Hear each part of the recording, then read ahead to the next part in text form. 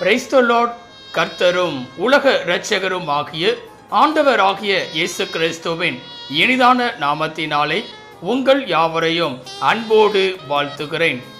ஒரு புதிய நாளை தேவன் நம்முடைய வாழ்க்கையிலே கிருபையாய் கொடுத்திருக்கிறார். ஒவ்வொரு நாட்களையும் அவர் நமக்கு ஆசீர்வாதமாக கொடுத்து அவருடைய கிருபையினாலே நம்மை தாங்குகிற தேவனாகவும் நடத்துகிற தேவனாகவும் காணப்படுகிறார். நிச்சயமாய் இந்த நாளையும் அவர் நமக்கு ஆசீர்வாதமாய் மாற்றி கொடுப்பார். இந்த நாளுக்குரிய தேவனுடைய வார்த்தையை உங்களுக்காய் நான் வாசிக்கிறேன். 1 தெசலோனிக்கேயர் 5ஆம் அதிகாரம் 21ஆம் வசனம். 1 தெசலோனிக்கேயர் 5ஆம் அதிகாரம் 21ஆம் வசனம். எல்லாவற்றையும் சோதித்து பார்த்து நலமானதை பிடித்துக் கொள்ளுங்கள். எனக்கன்பான தேவ பிள்ளைகளே, இங்கே அருமையான ஒரு வார்த்தையை குறித்து நாம் பார்க்கிறோம். சோதித்து பார்க்க வேண்டும் என்பதாக. இந்த உலகத்தில் வாழ்கிற ஒவ்வொரு மனிதர்களும் எந்த காரியத்தை வாங்கினாலும் அதை சோதித்து பார்ப்பவர்களாய் காணப்படுவார்கள். அதை குறித்து அறிந்தவர்களாக அது நன்றாய் இருக்குமா என்று சொல்லி சோதித்து பார்த்து வாங்குகிறவர்களாய் காணப்படுவார்கள்.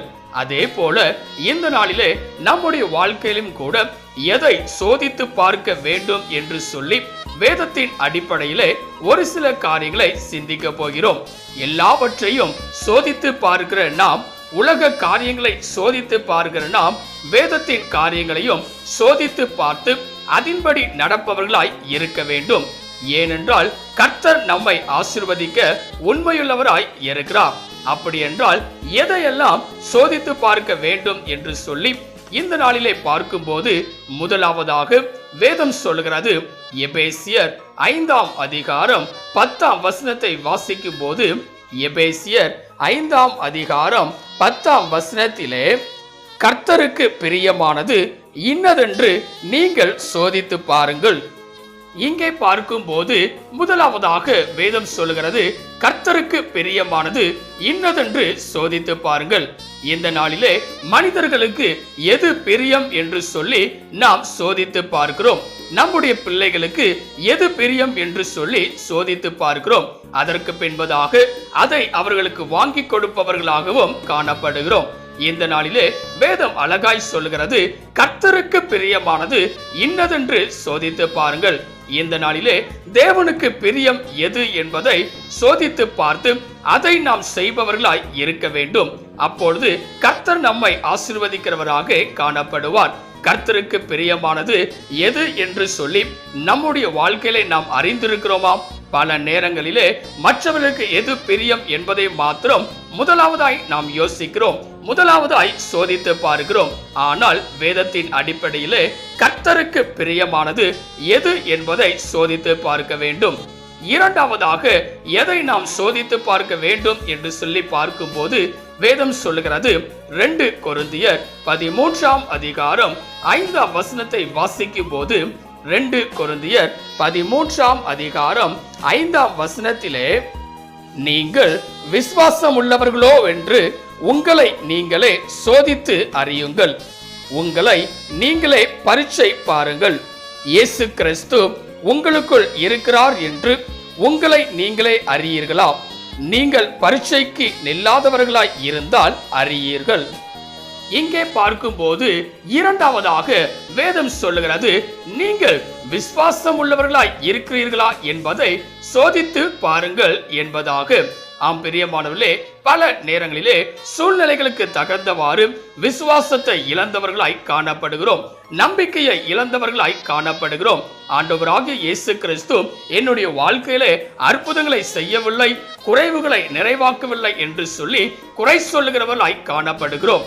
ஆனால் வேதம் சொல்லுகிறது, நாம் நம்முடைய வாழ்க்கையிலே விசுவாசம் உள்ளவர்களாய் இருக்க வேண்டும். ஆண்டவராகிய இயேசு கிறிஸ்து என்னோடு கூட இருக்கிறார் என்கிற விசுவாசம் முடிவு பரியந்தம் நம்முடைய வாழ்க்கையிலே காணப்பட வேண்டும். ஆனால் நம்முடைய வாழ்க்கையிலே சூழ்நிலைகளுக்கு தகுந்தவாறு நம்மை நாமே மாற்றிக்கொள்ளுகிறோம். அப்படிப்பட்டவர்களாய் இராதபடிக்கு ஒவ்வொரு நாளும் விசுவாசம் உள்ளவர்களாய் இருக்கிறேனா என்பதை சோதித்து பார்ப்பவர்களாய் இருக்க வேண்டும். அப்படி நாம் காணப்படுவோமே என்றால் நம்முடைய வாழ்க்கையிலே விசுவாசமானது அதிகரிக்கிறதாக காணப்படும். இந்த காலவெளியிலே உங்களுடைய விசுவாசமானது எப்படிப்பட்டதாய் இருக்கிறது? நீங்கள் அதை இந்த காலவெளியிலே சோதித்து பார்த்து விசுவாசம் உள்ளவர்களாய் இருக்க வேண்டும். மூன்றாவதாக எதை நாம் சோதித்து பார்க்க வேண்டும் என்று சொல்லி பார்க்கும்போது வேதம் சொல்லுகிறது, மல்கியா 3ஆம் அதிகாரம் 10ஆம் வசனத்தை வாசிக்கும் போது, மல்கியா 3ஆம் அதிகாரம் 10ஆம் வசனத்திலே, என் ஆலயத்தில் ஆகாரம் உண்டாயிருக்கும்படி தசம பாகங்களை எல்லாம் பண்டசாலையிலே கொண்டு வாருங்கள். அப்பொழுது நான் வானத்தின் பலகணிகளை திறந்து இடங்கொள்ளாமற் போகும் மட்டும் உங்கள் மேல் ஆசீர்வாதத்தை வருஷிக்க மாட்டேனோவென்று அதனால் என்னை சோதித்து பாருங்கள் என்று சேனைகளின் கர்த்தர் சொல்லுகிறார். இங்கே பார்க்கும்போது மூன்றாவதாக வேதம் சொல்லுகிறது, ஆசீர்வாதத்தை வர்ஷிக்க மாட்டேனோவென்று என்னை சோதித்து பாருங்கள் என்பதாக. ஆம்பிரியமானவர்களே, கர்த்தர் நம்மை ஒவ்வொரு நாளும் ஆசீர்வதிக்கிறவர். அவர் நம்முடைய வாழ்க்கையில எல்லா விதமான நன்மைகளையும் தருகிறவர். அதை இந்த நாளிலே சோதித்து பார்ப்பவர்களாய் இருக்க வேண்டும். பல நேரங்களிலே நம்முடைய வாழ்க்கையிலே ஆசீர்வாதம் இல்லை என்று சொல்லி புலம்பி தவிக்கிறோம். குறைவுகள் நிறைவாகவில்லை என்று சொல்லி புலம்புகிறவர்களாய் காணப்படுகிறோம். தேவனை குறை சொல்லுகிறவர்களாய் காணப்படுகிறோம். தேவன் மீதுள்ள நம்பிக்கையை இழந்தவர்களாய் காணப்படுகிறோம். ஆனால் வேதம் சொல்கிறது, அதை இந்த நாளிலே சோதித்து பாருங்கள் என்பதாக. எப்படி என்று சொல்லி பார்க்கும்போது இங்கே வேதவசனம் சொல்லுகிறது, தசம பாகங்களை பண்டசாலையிலே கொண்டு வாருங்கள் என்பதாக. தேவனுக்கென்று நம்மை நாமே அர்ப்பணிக்கும் போது, தேவனுடைய காரியத்திற்கு அளவில்லாமல் கொடுக்கும் போது கர்த்தர் நம்மை ஆசீர்வதிக்கிறார். அதை இந்த நாளிலே சோதித்து பார்ப்பவர்களாய் இருக்க வேண்டும்.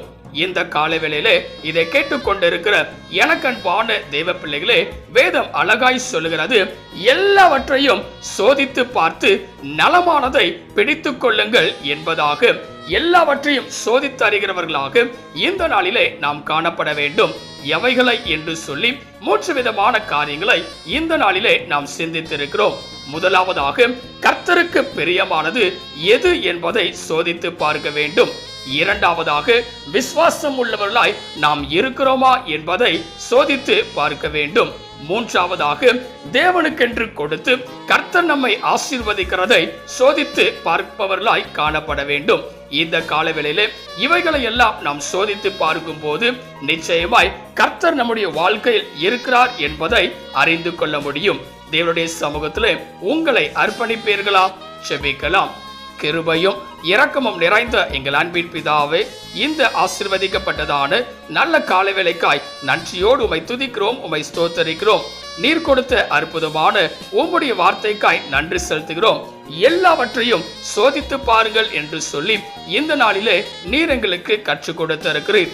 இந்த காலவேளையிலே இதை கேட்டுக்கொண்டிருக்கிற, இதை பார்த்து கொண்டிருக்கிற ஒவ்வொரு பிள்ளைகளும் தங்களுடைய வாழ்க்கையிலே உமக்கு பிரியமானது எது என்பதையும், விசுவாசம் உள்ளவர்களாய் காணப்படுகிறோமா என்பதையும், இன்னும் உம்முடைய ஆசீர்வாதத்தை பெற்றுக் கொள்ளுகிறோம் என்பதையும் சோதித்து பார்ப்பவர்களாய் காணப்பட என் தேவன் நீர் கிருபை தருவீராக.